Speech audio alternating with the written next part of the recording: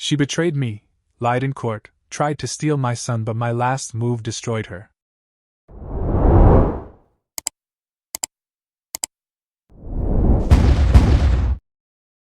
I was not a perfect husband. But I certainly didn't deserve what happened. My name is Alex. I'm 38 and have been married for 12 years to a woman named Lisa. We have a son, Max, 10 years old. And all I have now is a pile of shrapnel from what once seemed like a normal life. It all started like a movie. And not with a good plot, but with the scene when the hero does not yet know that his life has just fallen apart. Do you know that moment? When the world is still spinning, the coffee is hot, and you don't suspect that this is the day you will be stabbed in the back. She said, "I need some space." Just like that, over breakfast. And she added, "You didn't do anything wrong, I'm just out of breath." I smiled. What an idiot. I smiled and said, "Okay, maybe we can go to the mountains for the weekend?" And she, "No. I mean, I need to live alone. I need to be alone. Usually they say, then tell me that there is someone." But I didn't say anything. Because I believed her. I thought she was really burnt out, that we had just lost our passion. I was not a perfect husband, sometimes I worked 14 hours, but I never cheated on her. I didn't drink, I didn't go out, I didn't raise my hand. I considered myself normal. Stable. How wrong I was. 3 days after the space, I saw her car outside the hotel. Not a cheap motel on the highway, but a normal, comfortable one with a jacuzzi and a view of the river. I stopped. My heart was beating like crazy. I called her, she didn't pick up. I texted her. "Where are you?" She replied, "At my sister's." I was standing in front of the hotel, looking at her damn car and shaking. I had the courage to go inside. The receptionist, a guy in his 20s, obviously didn't want to meddle in other people's business, but when I showed him her photo and told him she was my wife, he mumbled, "Yeah, room 312. She's in the hotel with a man, like a business partner." I was so sickened. I went out to the parking lot, got in my car, and stared at the steering wheel for 30 minutes. Then I pulled myself together and drove home. I didn't go in there. I didn't break down the door. I didn't make a scene. It was my first blow. But not the last. The next day I printed out my bank statement. And that's when all hell broke loose. She was withdrawing money from our joint account. Not hundreds, not thousands, tens of thousands. Over the last 6 months she spent more than $42,000. Allegedly on medical procedures, salons, education. But some transfers went directly to a man I didn't know. I found him on Facebook. Jackson Brady. 45 years old. Twice divorced. Owns a fitness center in a neighboring town. Lisa had been dating him for a year. A year. And all this time she lived with me, slept in the same bed, kissed me goodbye, and gave my son lunches for school. While I worked to pay off the mortgage, she spent my money on dates with him, bought him gadgets, clothes, and rented apartments for them. For the weekend. You know, at first I didn't want to tell anyone about it. Not even my mom. Not even my best friend. But that night I went to Tom's, my neighbor and old friend. Just with a bottle of whiskey. And I told him everything. And this is what he said to me. "You want me to help you get her a concert?" I laughed at the time. I thought he was joking. But he wasn't joking. And that was the beginning of my revenge plan. Because after the betrayal, I lost everything: trust, family, respect for myself. So I had nothing left to lose. So I decided to act. When I decided to act, I didn't know how deeply this betrayal had penetrated my life. The next morning I took Max to school. He spoke to me as if nothing had happened. Because he didn't know. I didn't tell him that my mom was cheating on my dad with some muscular trainer, and for my money. He looked me in the eye and trusted me. And I was lying. This broke me even more. I decided that I had to give her a chance to tell the truth. I had to give her a chance to confess. Maybe she'll admit it out of guilt, and then we'll decide what to do. I was still too naive. That evening, when she came home as if nothing had happened, I was sitting at the table with all the printouts, screenshots of her emails. Yes, I hacked her email low, don't you think? And a list of transactions that led me straight to this Jack the Ripper. She walked in and immediately sensed that something was wrong. "What's wrong?" she asked, throwing the keys on the shelf. I didn't say anything. I just pointed to the table. She slowly came over, looked at the documents, and didn't even try to deny it. It's not what you think, she said. I laughed.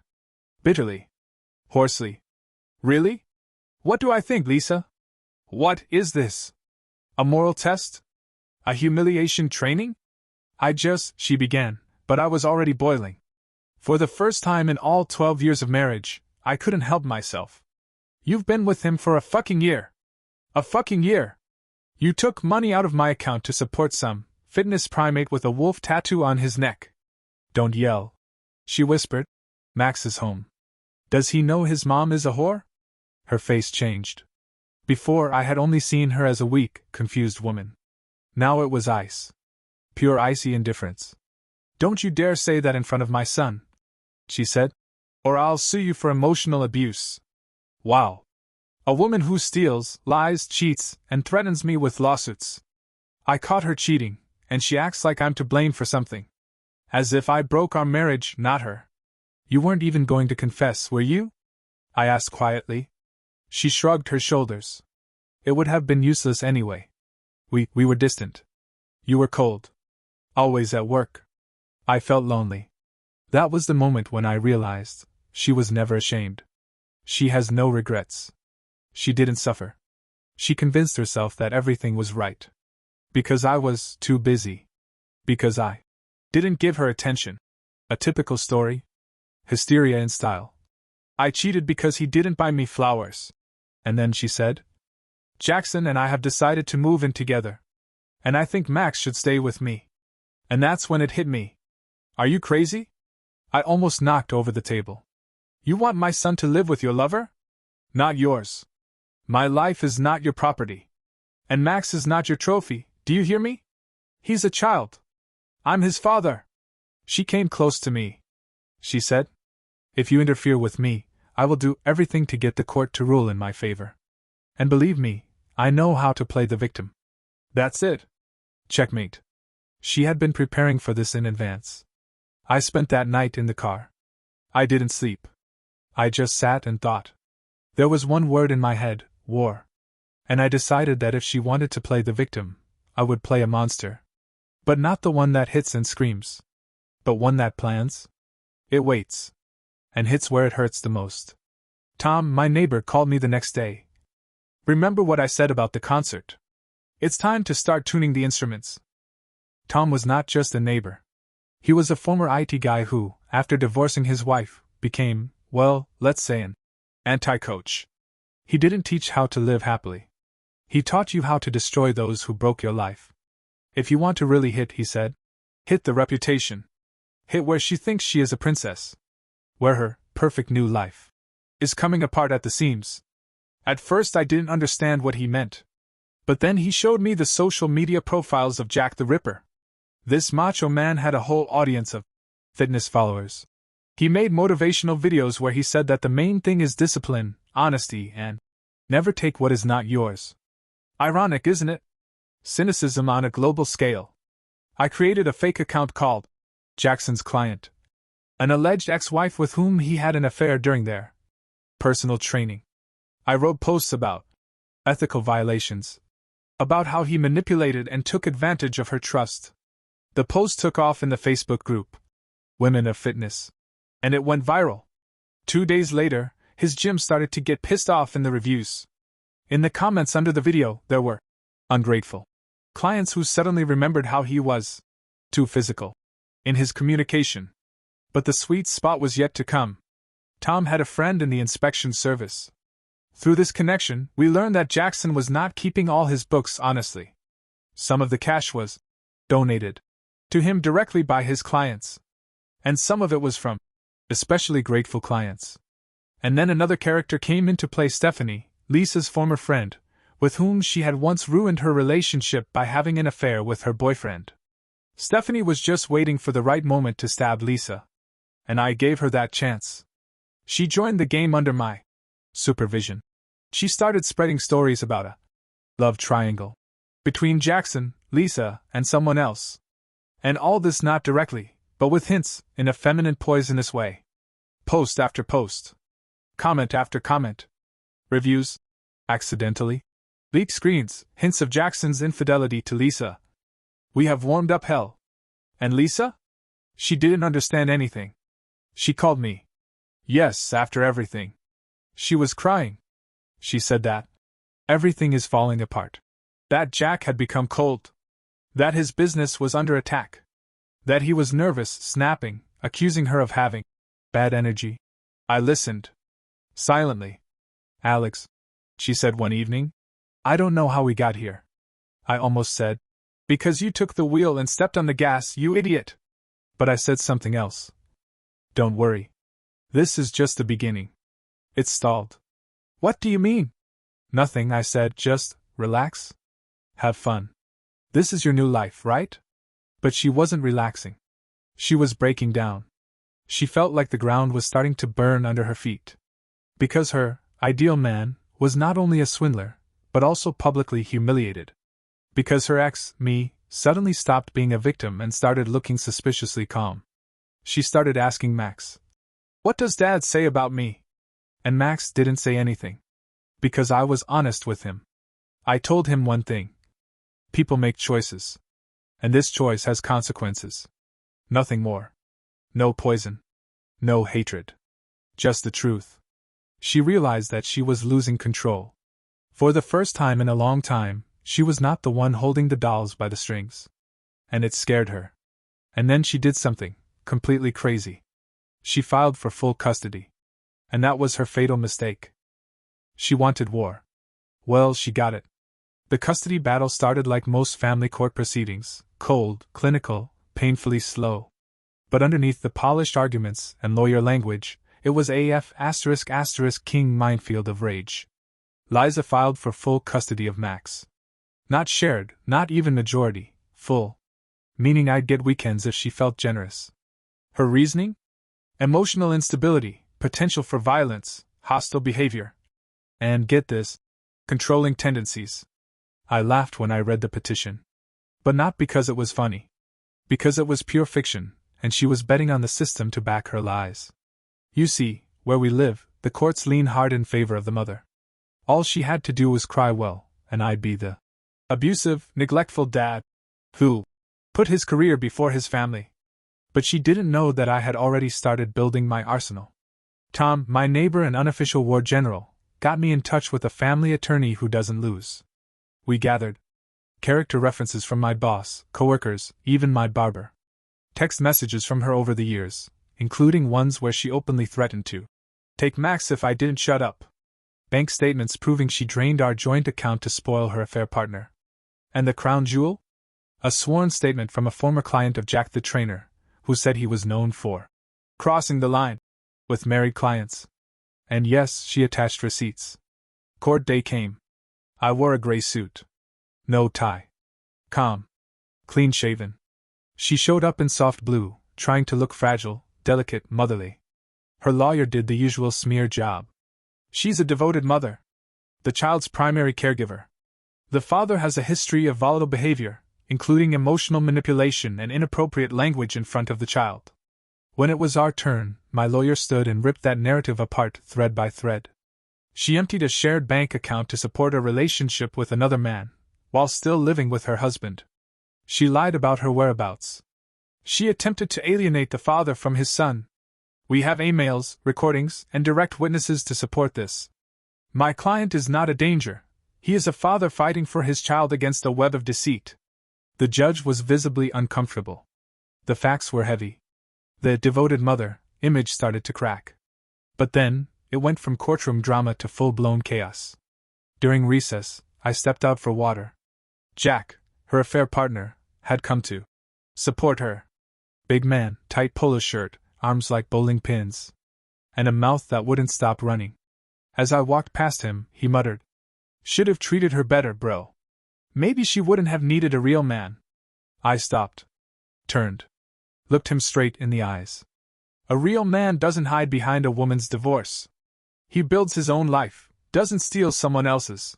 He smirked and stepped forward. Chest out. What are you gonna do about it? I wasn't going to hit him.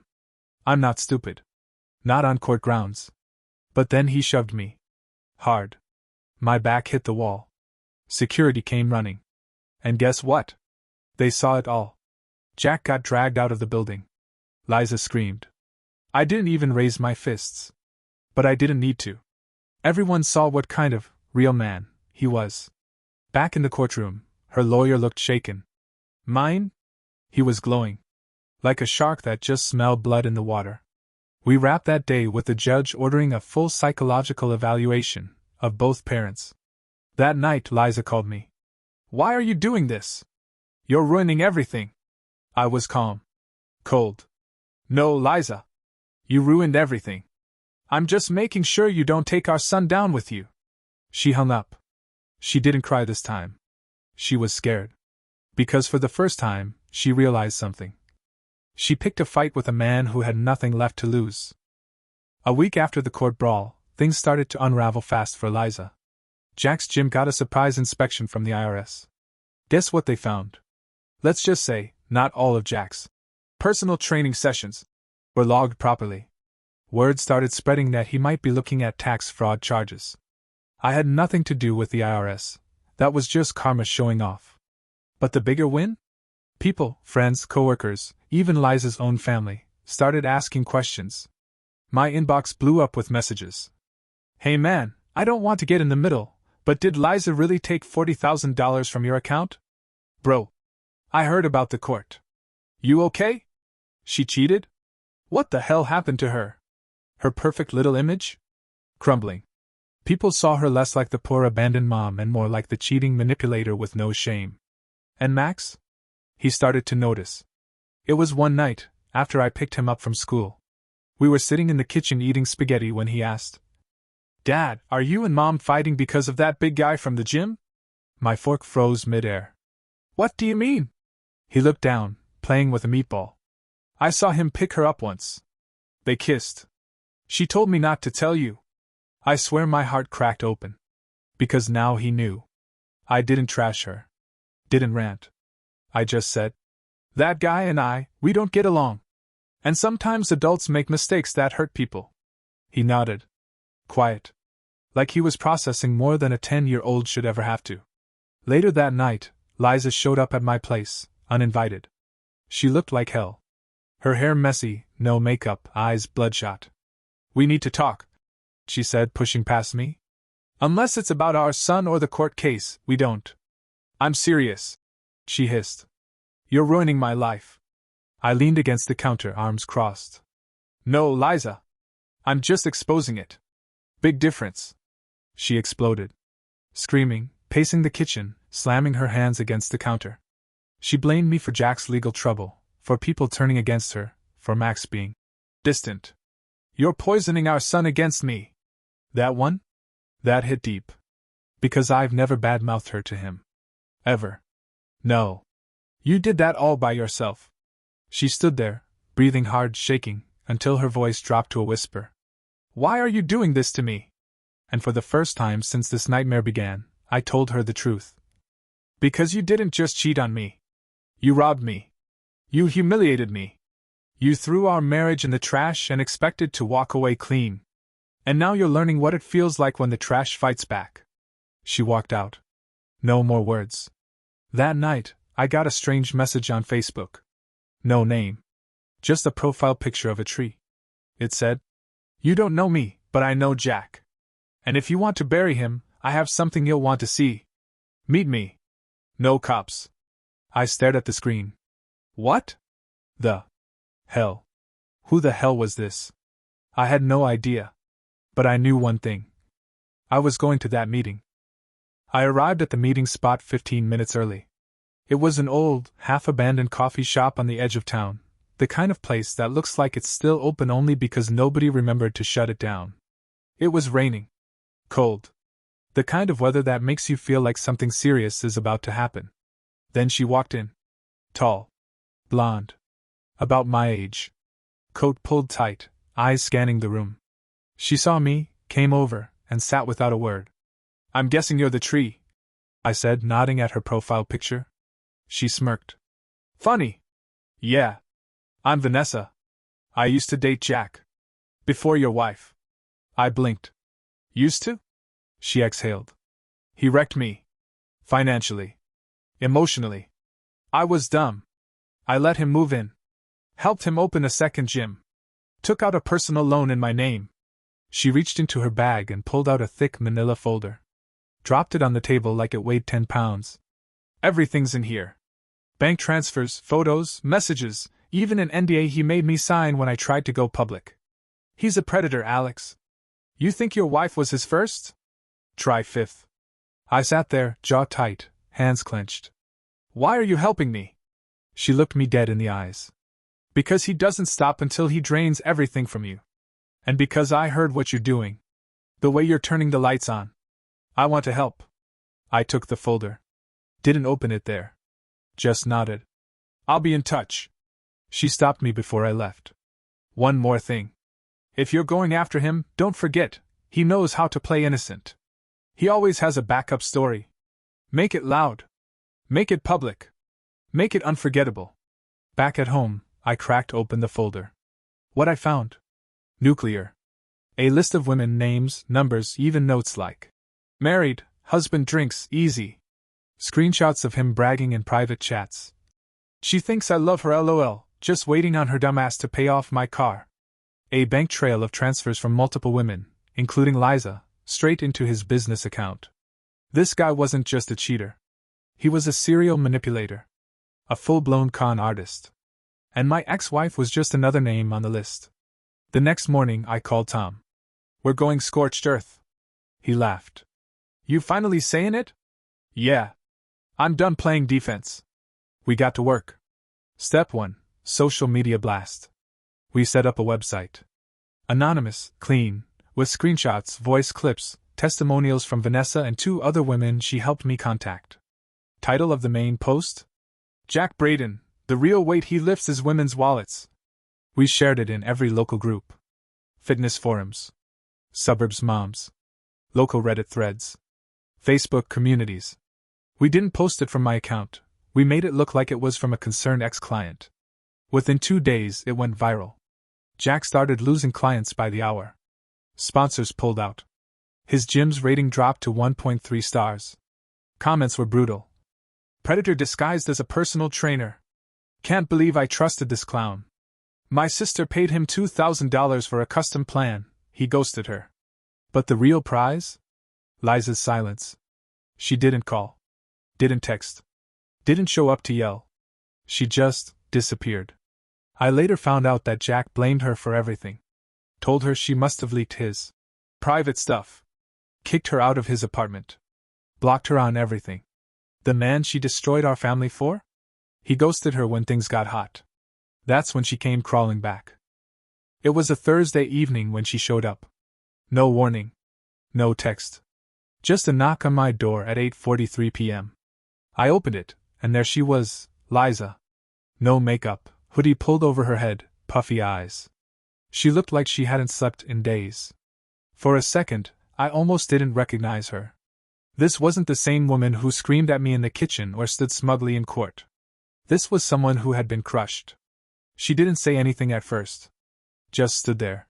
Then, in the softest voice I've ever heard from her, she said, I made a mistake. I didn't answer.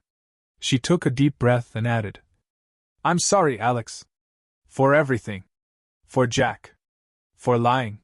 For hurting you. For tearing this family apart. I don't know what I thought. I was stupid.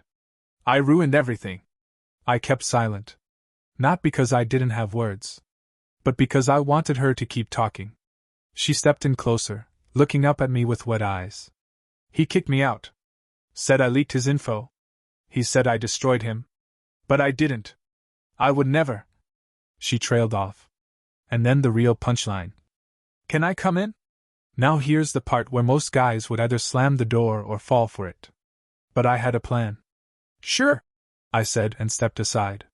She looked surprised. But walked in. We sat in the kitchen.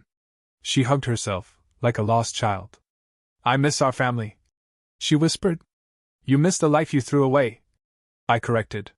She flinched. I know. And I deserve that. But please, Alex. I want to make it right. For Max. For us. I'll go to therapy. I'll do anything. I almost laughed. She still thought this was about redemption. It wasn't. Because while she was busy blowing up her life, I'd been preparing for something bigger. You see, I'd already spoken to my lawyer that morning. And I'd filed for full custody of Max. Not shared. Full. And the documents? They were sitting in my desk drawer. Signed, sealed, and ready to deliver the next morning. It's not that easy, Liza, I said calmly. You don't get to come back when it's convenient. Her lip quivered. I'm not asking for you to take me back. I just want my son. I want him to know I still love him. I leaned forward. Do you? Because you let a predator move into his life. You let our son think that man was a better father than me. You poisoned our home. And now, because he dumped you, you want to rewrite the past? Her mouth opened, but nothing came out. Then she whispered, You've already filed, haven't you? I didn't answer. Just stood up and walked to the drawer. Pulled out the papers. Set them on the table in front of her. She read the top line and turned pale. Full custody? Are you serious? I was never more serious. She exploded. You're doing this to punish me. No, I said. I'm doing this to protect my son. Something you should have thought about before you wrecked everything. She cried. Hard. Ugly, gasping sobs. But I didn't move. Not this time. This wasn't revenge. This was justice. And she walked right into it. When she finally left, she turned and gave me one last shot. You're heartless. I almost closed the door, but then said, No, Liza. I just finally learned how to stop bleeding for someone who never cared I was dying. And I closed it. I thought I had her cornered.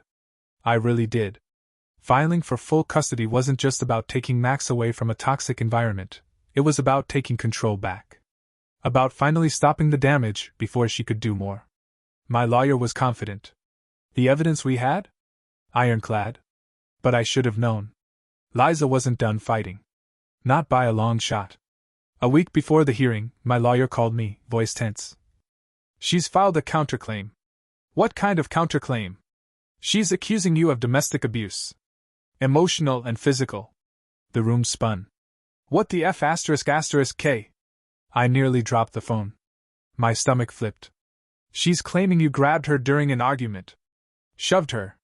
Screamed at her in front of Max. And that he's been traumatized by your anger. This wasn't just dirty. This was lethal. Because in court, even a hint of abuse can sway a judge, especially when children are involved. I sat on the edge of my bed, breathing heavy. Rage. Fear. And disbelief all at once. I never laid a finger on her. Not once. Hell, even during that kitchen screaming match, I didn't touch her. She was the one who shoved things, slammed counters. I just stood there. But that didn't matter now. All she needed was a good enough lie, and a few crocodile tears. And of course, she had one more ace up her sleeve. A fake witness. Her friend, Mandy, a woman I barely knew, submitted a statement to the court saying she once saw me grab Liza by the wrist. In a threatening way. After a school event. A complete fabrication. But now it was my word versus two women claiming I was controlling and aggressive. My lawyer was sharp. But even he looked uneasy. They're trying to paint you as dangerous. If the judge even half believes this, shared custody is the best we'll get. Worst case? Supervised visits. My blood boiled. She would do this to our son. Drag him into a lie? Just to win? That's when I knew I had to fight like I'd never fought before. The next few days were a blur of prep.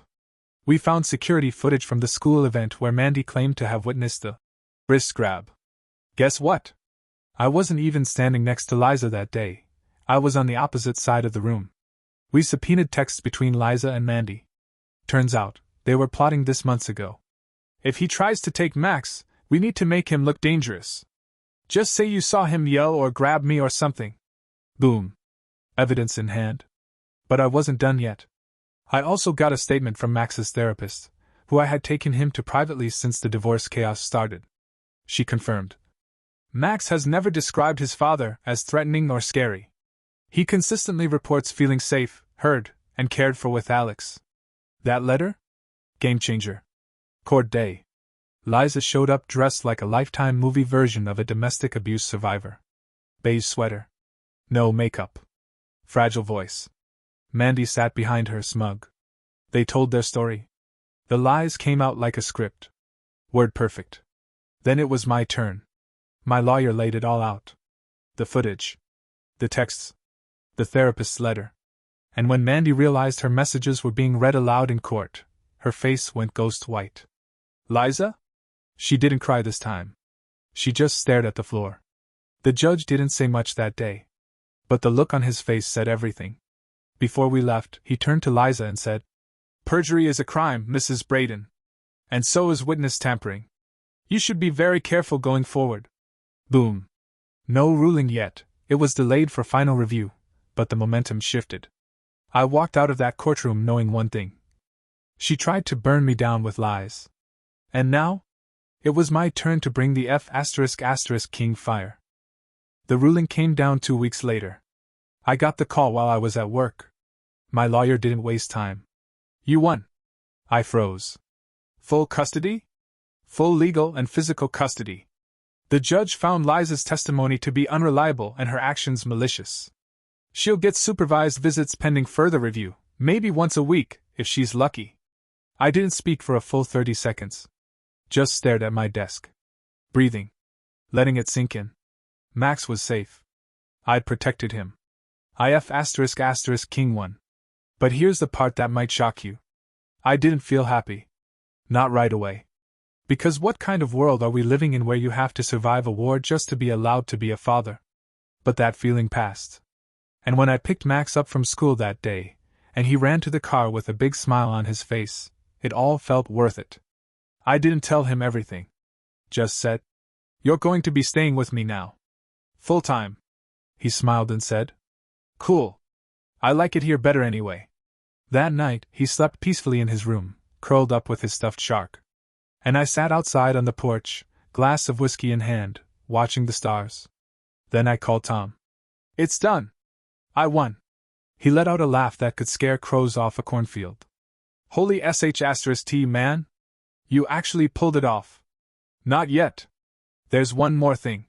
Silence. Then, "Oh no. What the hell are you planning now?" See, I knew something Liza didn't know. Remember all those messages and lies she and Mandy wrote about me? The perjury? The attempt to smear me in front of the judge? Well, turns out, those could be criminally prosecuted. I had the documentation. The texts. The timestamps. I could press charges for perjury, defamation, and attempted parental alienation. Would it stick? Maybe not all of it. But even filing would destroy her reputation permanently. Tom tried to stop me. "Man, you already won. Max is with you. Jack's gone. She's living in a motel, broke and alone. Why take it further?" I sipped my drink. "Because she tried to destroy me. She weaponized our son. She told the courtroom I was an abuser. If the judge had believed her, I'd have lost Max forever." Silence. Then he said something I'll never forget. "Okay, but if you're going nuclear, don't pretend it's still about justice. This is personal now." He was right. This wasn't about custody. It wasn't even about revenge. It was about showing her there are consequences. Real ones. So I filed 3 counts. Filing a false police report. Perjury under oath. Attempted custodial interference. The papers were served to her at the Child Visitation Center. She showed up to see Max with a court monitor, and instead got hit with a criminal complaint in front of staff, parents, and her own son. She screamed. Cried. Tried to chase the process server across the lot. Max asked me later, "Why was Mom so upset?" And I said simply, "Because she got caught doing something wrong." He nodded slowly. Did it break me a little to see her fall apart like that? Yeah. Even after everything, a part of me still remembered the woman I married. But that woman was long gone. And this? This was the price she paid for trying to destroy me. It started with a podcast. One of those small, local town, life talk podcasts that mostly covers mom stuff, church gossip, and the occasional scandal. Tom knew the host, a woman named Kendra, and slid her a message. "Got a story for you. Cheating, custody battles, fake abuse claims, court lies, with receipts." Her response? "Tell me everything. If you've got proof, I want it on record." We gave her everything. Redacted, of course, no names of minors, no identifying info about Max. But Liza and Jack? Oh, their names were real. And their messages, photos, voice memos, all featured clearly. It wasn't just a smear piece. It was a documentary-style breakdown of what happens when someone tries to burn down a family, and gets caught. The episode dropped at 7 p.m. on a Thursday. By 8 p.m., it had 4,000 plays. By 10 p.m., local Facebook groups were exploding. Is that Liza Braden from Parkview Lane? OMG, I knew that trainer guy was scummy. I feel so bad for her kid. Holy sh*t, this is wild. She became infamous overnight. Even people who'd stood by her started backing away. Some of her friends blocked her. The mom groups removed her. Her church rescinded an offer to help with single mother relief. She didn't just lose control of the narrative, she became the story. And Jack? He tried to deny everything, until someone dug up Vanessa's folder and linked it to his business page. Clients left. Sponsors bailed. His second gym closed. They imploded. Separately. Silently. Then came the unexpected. Liza called me. I didn't answer. She left a voicemail. Her voice was hoarse. Hollow. Alex, please. I just want to talk. I get it now. I get everything. I messed up. I ruined it. You were right. You were always right. I replayed that message maybe 5 times. And you know what? I felt nothing. Not joy. Not pity. Not closure. Just silence. Because the man she tried to destroy, the father she tried to erase, the one she once called heartless, he was still standing. And she was ashes. So where are we now? Max is doing well. We're in therapy together, and he's healing. Liza has supervised visits, but she rarely shows.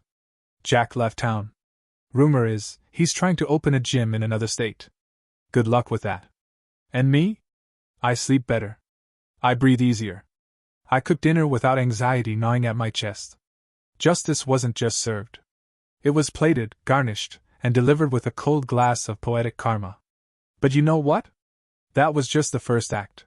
Because what Liza did before the affair, what she did to my career, behind my back, before any of this started, I found proof. And now? It's her turn to lose everything else she's still clinging to. You'd think a year-long affair, draining our bank account, lying in court, and dragging our son through hell would be enough damage for one person to cause. But no. Because while cleaning out my home office one weekend, organizing files, tossing out old paperwork, I found something I hadn't seen in years, an old USB drive, shoved deep in the back of a drawer I never use. At first I thought it was just backups of resumes and client portfolios. What I found instead? Emails. Hundreds of them. Archived copies of my work account from 5 years ago, saved during a system migration. And buried in those emails was something I'd completely forgotten about. A chain of anonymous complaints that nearly cost me my promotion back in 2019. At the time, the company had launched a full investigation into inappropriate managerial behavior. Someone accused me of being overly harsh, intimidating, biased, and even implied I made an employee uncomfortable in one-on-one meetings. I'd been blindsided. I kept asking, who would do this? I thought it was jealousy from a coworker. Office politics. A disgruntled intern. But those archived emails? They included metadata. IP addresses. Login timestamps. I had Tom check them. Guess what he found? The complaints came from our home IP address. Filed on weekends. At times when only one person had access to the computer. Liza. My own wife tried to sabotage my career. Not out of hate. Not even out of revenge. Out of jealousy. Back then, I had just gotten a mentorship opportunity that meant more travel. More long hours. More time at the office. She said she supported me. But behind the scenes, she was planting bombs under my feet. When I confronted her years ago about why she seemed off during that time, she said, I just miss you when you're gone so much. Yeah. Apparently she missed me so much she tried to torpedo my fucking livelihood. Asterisk asterisk. So now, I had a decision to make. Do I let this go? Or do I light the second fuse? Tom was hesitant. Dude, this is next level. You've already won the kid, the court, the public. She tried to ruin my reputation before she slept with Captain Protein Powder, I said. She didn't just betray our marriage, she targeted my career. My future. He didn't argue after that. Step 1. I gathered the emails, the metadata logs, the timestamps. Step 2. I contacted my old HR manager, who now worked for a competitor company. I asked him for lunch. I laid it all out. He read the data. Looked up at me. Said, "Holy sh*T. You were almost blacklisted over this." I know. He nodded slowly, then leaned back and said something that sent chills down my spine. You know, if this went public, she could be looking at fraudulent HR interference charges. It's rare. But it's real. So now? I'm building the file. Quietly. Cleanly. She thought the affair was her deepest secret. But this? This is the one that could make sure she never gets hired again. After I uncovered that Liza was behind the false HR complaints, I sat on the info for a week. Not because I doubted what to do, but because I wanted the setting to be perfect. I wasn't going to expose her through email. Not through court. I wanted her to hear it in person, while staring into the eyes of someone who used to think she walked on water. That someone? Her sister. Rachel. See, Rachel used to be Liza's biggest defender. Back when the affair came out, she sent me this cute little message. You weren't meeting her needs. I'm not saying cheating is okay, but you weren't exactly husband of the year. We hadn't spoken since. But Tom told me Rachel recently started following the drama online, the podcast, the public fallout, the charges. Apparently, she was rethinking things. So I called her. Hey, I know we haven't talked. But I found something. And it's about what Liza did years before everything exploded. I think you should see it. She paused. If this is another Bash Liza campaign, it's proof she tried to destroy me professionally. Not emotionally. Career-wise. I almost lost everything. Another pause. Then, where and when? We met at a quiet little brunch cafe. Neutral ground.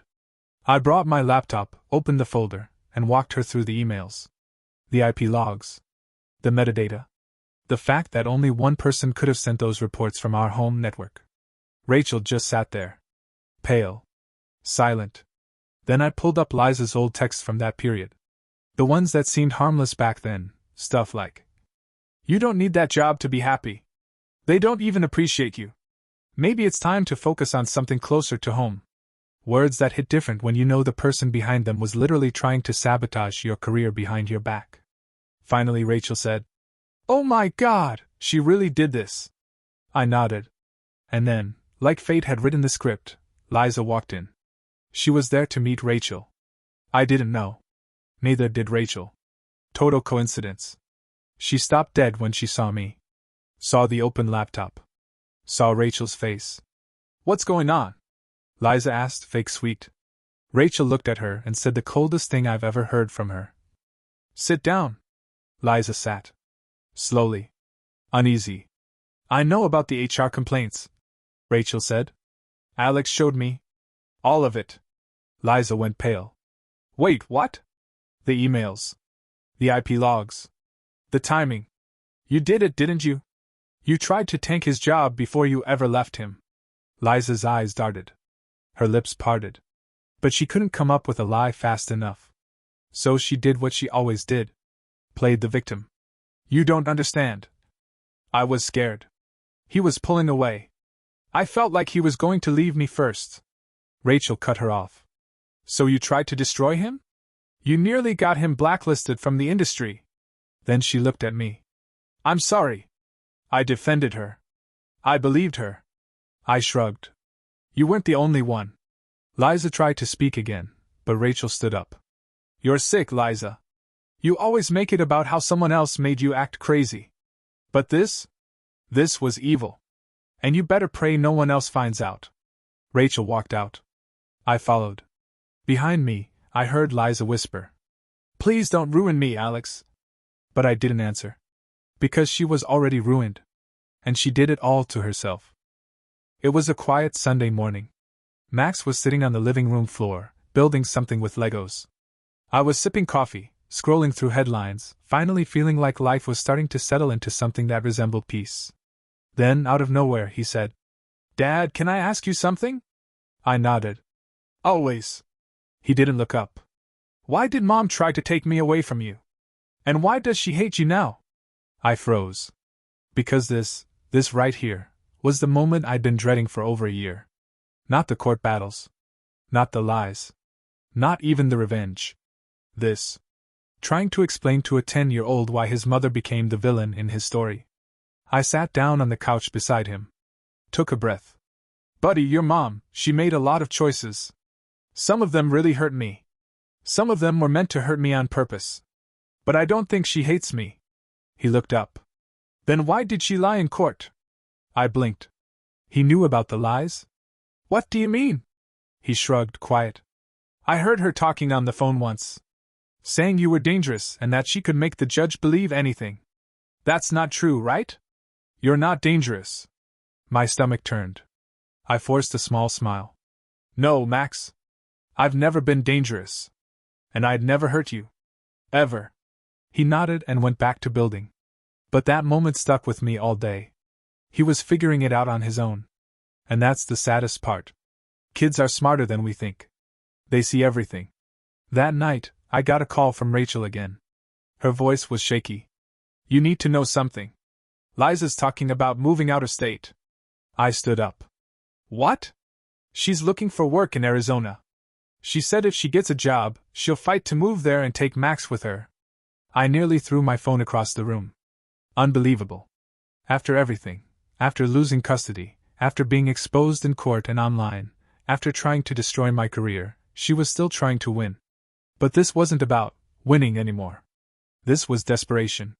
See, if she got any judge in another state to take jurisdiction, she could try to reopen custody.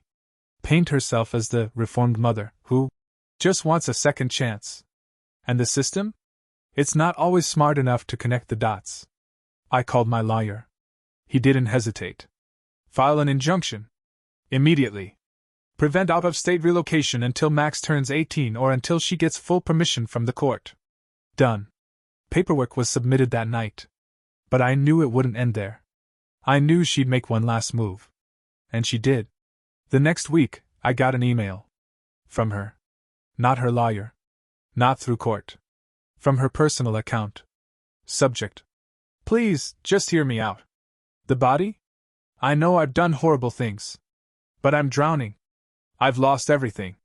If I can't move away and start fresh, I don't know how I'll survive. Please, Alex. Please. I'll drop the visitation request. Just let me go with Max.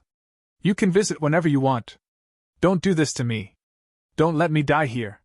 I stared at the screen. Hand frozen on the mouse. She had the nerve to guilt me after trying to ruin my life? She was asking me to hand over my son as a parting gift, like I was supposed to feel bad for her now that her plan failed. I didn't respond. I forwarded the email to my lawyer. He added it to the custody file. Proof of coercion. Of emotional manipulation. Of instability. Then I deleted it. Because she doesn't get to twist the story anymore. Not now. Not ever again. Just when I thought Liza had run out of tricks, she found the one move that still had the power to shake me. She turned to my mother. Yeah. My own mom. Now, before you jump to conclusions, no, she and Liza were never close. My mom always thought she was. A little too polished, a little too interested in appearances. But she stayed polite for the sake of the family. What I didn't know is that after the divorce, Liza started reaching out to her behind my back. First with subtle updates on Max. Then with long, emotional rants about how alone she felt. How she just wanted to be a better mother. And my mom, in her old school, everything can be fixed mindset, bought it. It started small. She invited Liza to church with her one weekend. Then lunch. Then I found out she gave her money to help with groceries and job applications. I didn't even know about any of it until Max slipped and said, "Grandma took me to lunch with Mom. She said you don't have to know." My blood boiled. I called my mom immediately. "You took Max to see Liza without telling me?" She sounded defensive. Almost insulted.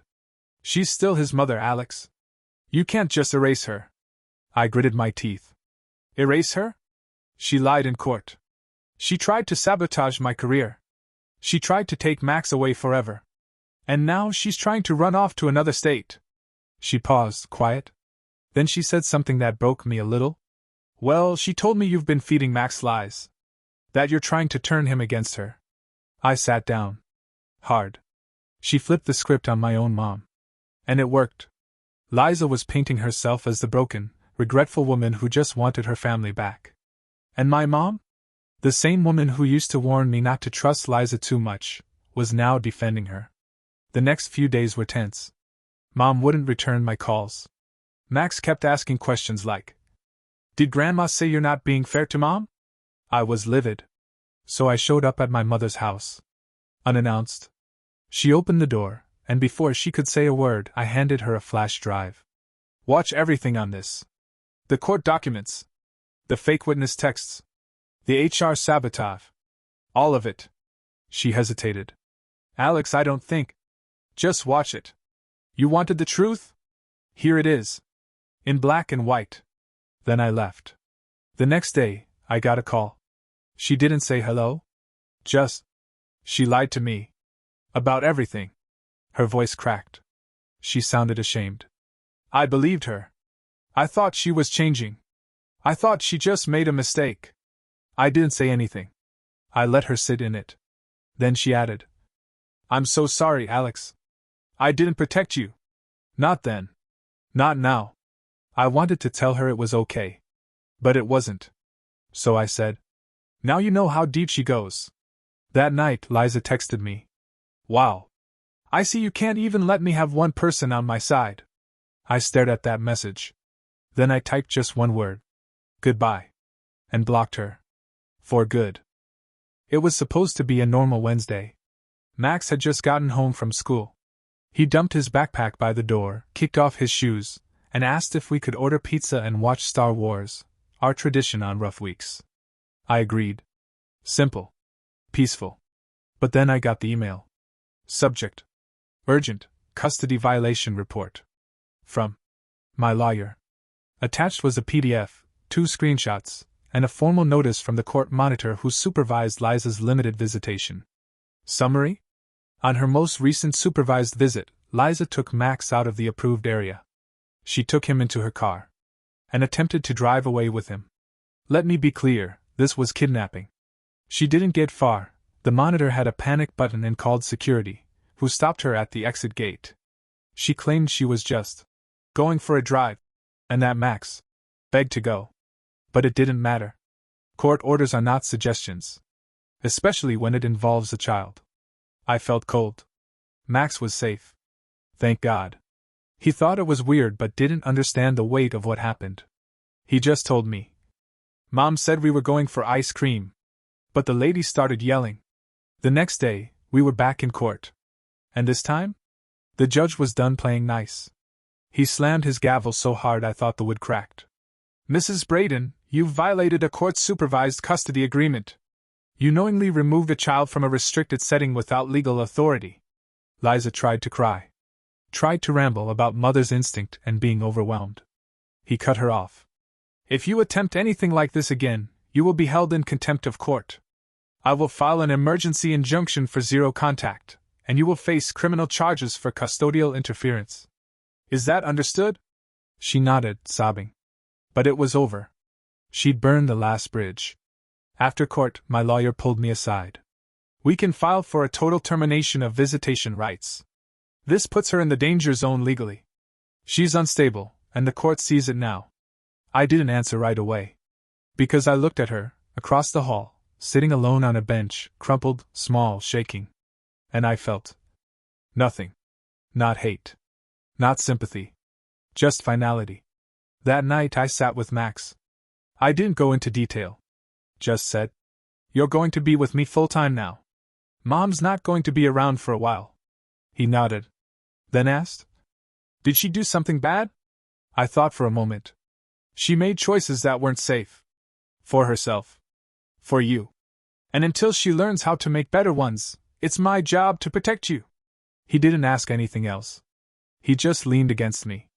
And for the first time in months, I felt like a real father again. Not a man fighting to stay a father, but someone who could just be one. It had been weeks since the court shut Liza down. No visits. No contact. No manipulation. Max was doing better. Sleeping through the night. Laughing more. Drawing again. We were healing. And then came Jack. Yeah, that Jack. The musclehead with the protein shakes, the fake charm, and the predator's smile. He showed up at my workplace. Not a phone call. Not an email. He walked right into the front lobby like he had a meeting with God himself. I was in the middle of a team call when one of our interns knocked on my office door, pale-faced. There's some guy at reception asking for you. Said it's urgent. I stepped out, saw him standing there in a fitted long-sleeve shirt, arms crossed, that smug grin still plastered on his face like this was high school and he just banged the prom queen. I walked up. You've got about 5 seconds before I call security. He didn't flinch. Relax. I'm not here to fight. Then say what you came to say and get the hell out. He leaned in slightly. You made your point, man. She's out. You've got the kid. But this whole podcast-fueled smear campaign? It's hurting my business. My new place isn't even open yet, and I'm already getting emails. I folded my arms. Sounds like a you problem. He didn't like that. His jaw flexed. I'm just saying, maybe it's time to move on. You keep digging into people's lives, somebody might dig back.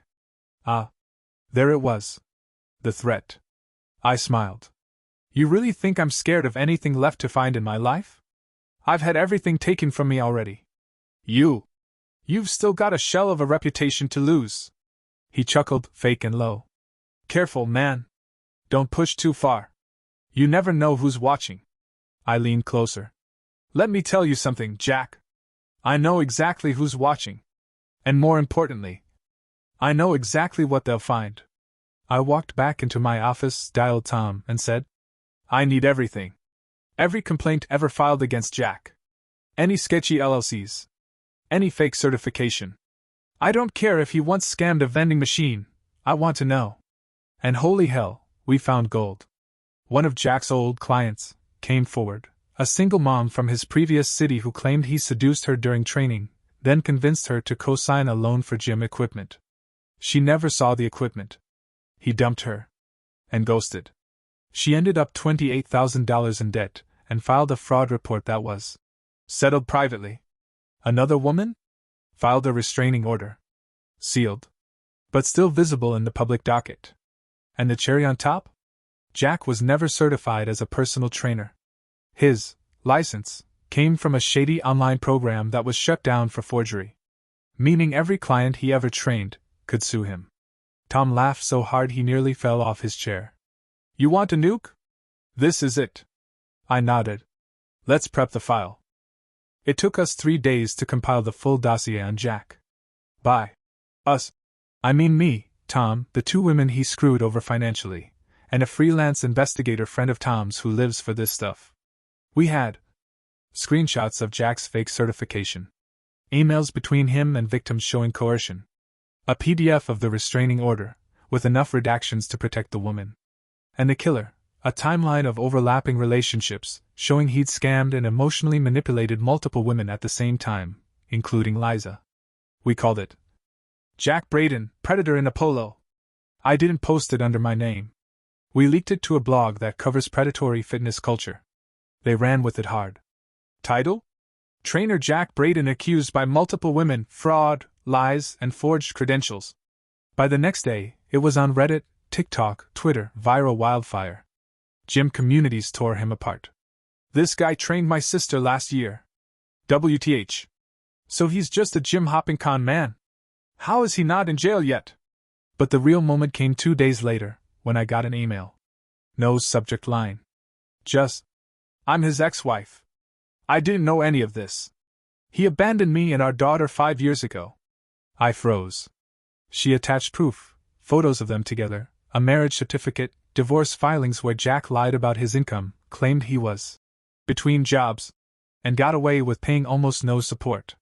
Her name was Alyssa. She said. He vanished. Never paid child support. Our daughter thinks he's dead. But now I see he was in another state, scamming other women, playing house with yours. Thank you for posting what you did. I'm contacting my lawyer. Boom. It was bigger than me now. Jack wasn't just a cheater. Or a fraud. He was a deadbeat dad, a liar across state lines, and a man whose past finally caught up with him. Liza? She went into panic mode. The day after the article hit, she posted a pathetic Instagram story. Sometimes people aren't who they say they are. I've been hurt too. Please be kind. Please be kind. This from the same woman who tried to have me erased from my son's life and dragged me through legal hell with fake abuse claims. No one bought it. The comments were brutal. You were part of it. Sit down. You defended him. Own it. You chose him. Consequences. She deleted her profile within 48 hours. Jack? He tried to post a response video. Shaky camera. Poor lighting. That same fake. I'm just a misunderstood alpha. Energy. Midway through the video, someone knocked on his door.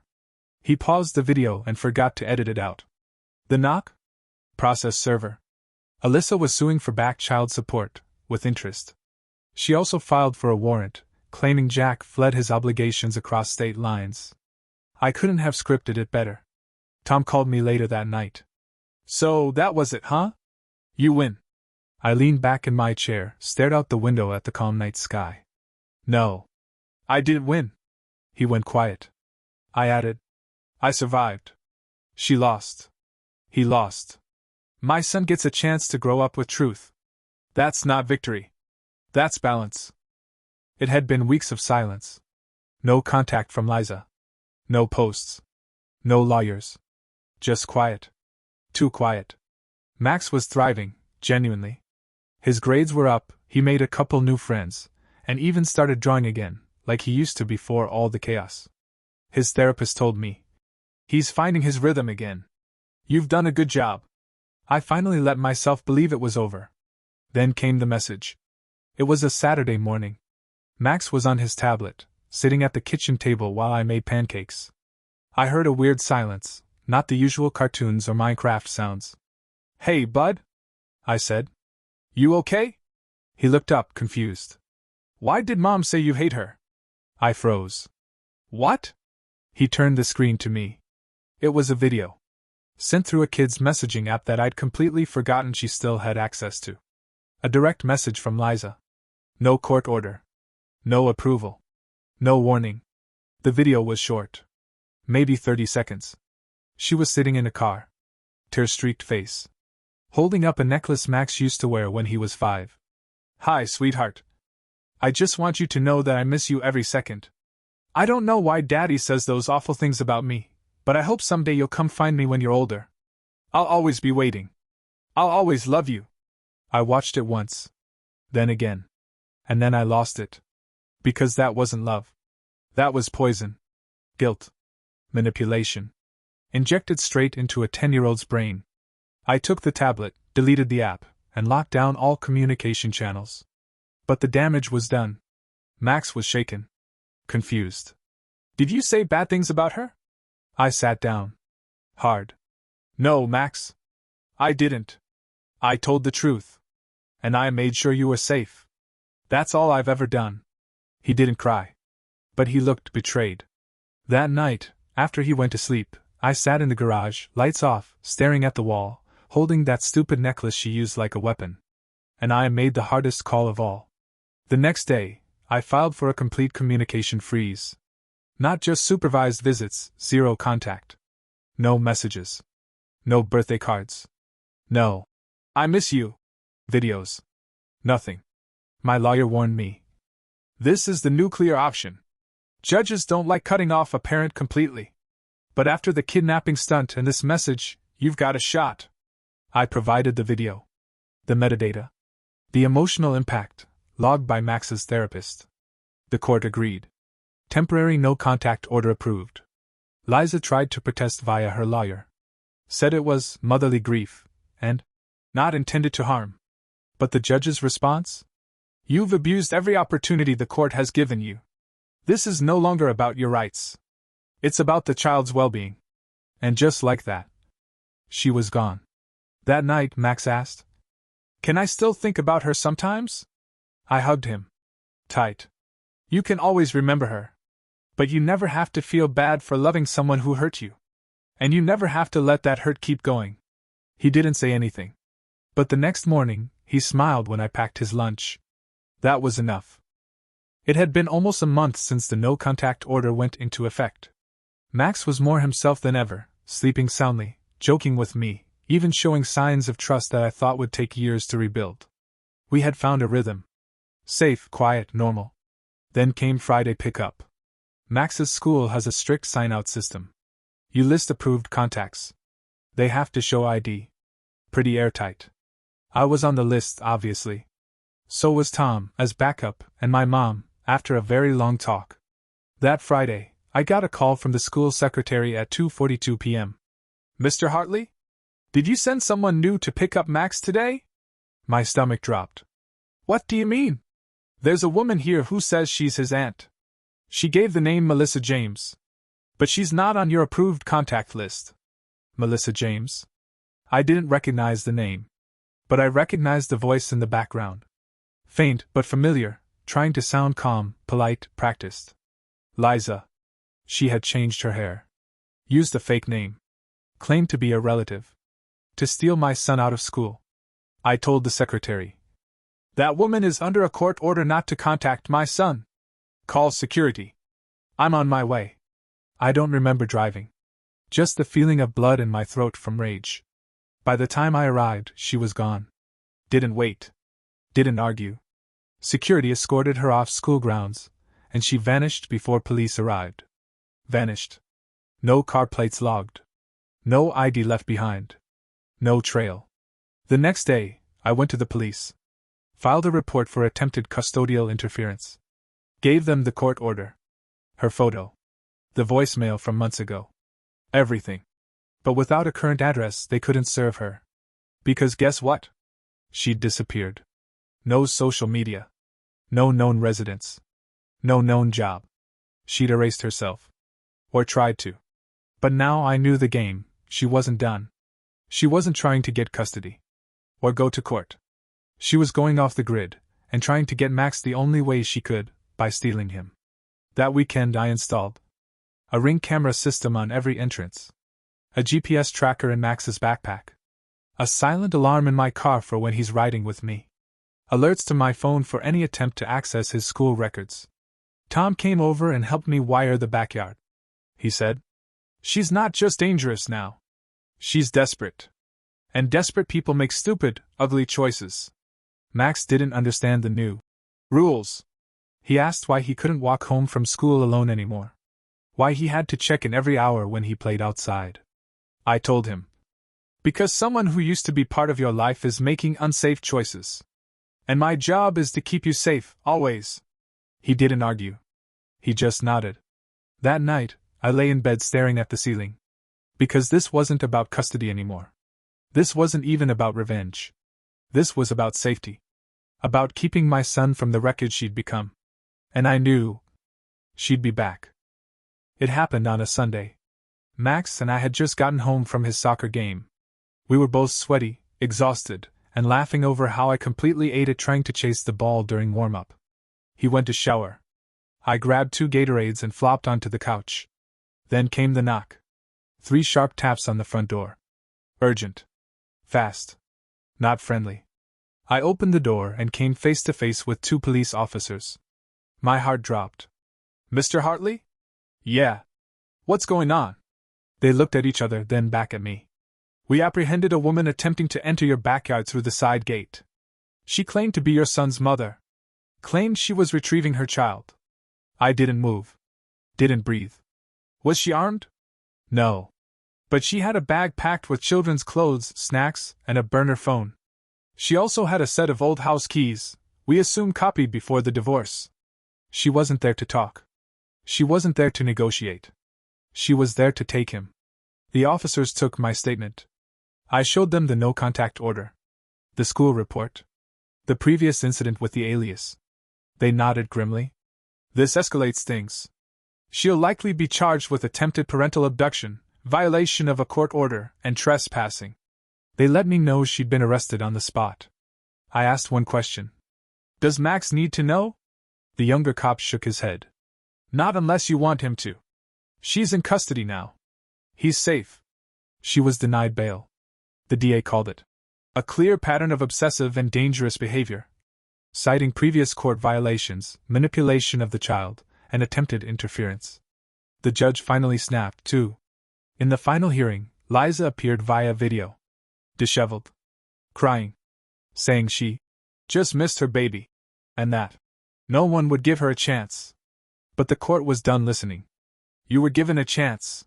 You were given a dozen. And each time you made choices, selfish, manipulative, and dangerous choices. This court hereby terminates all custodial rights and parental privileges. Effective immediately. Her lawyer didn't even argue. She didn't sob.